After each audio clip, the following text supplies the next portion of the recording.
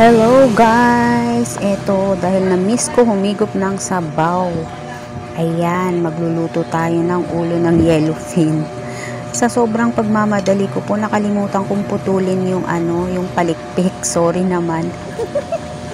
Ayan po, pakukuluan lang po natin siya with kamatis, sibuyas, luya, at saka lagyan po natin ng talbos ng kamote. Napakasarap na po niyan.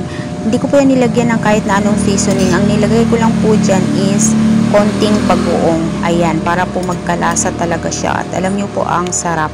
Success tong niluto ko. Ang sarap po niya. Try nyo po sa inyo ha. Huwag nyo po i-overcook yung talbos ng kamote para masarap siya.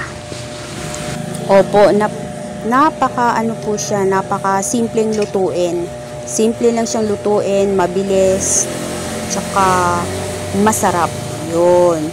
Pagka po ganyan, yung ulo ng isda, mas gusto ko po yung ganyan lang, simple lang siyang simpleng sabaw lang, yung may nahihigop ka. Basta clear soup lang siya, masarap po.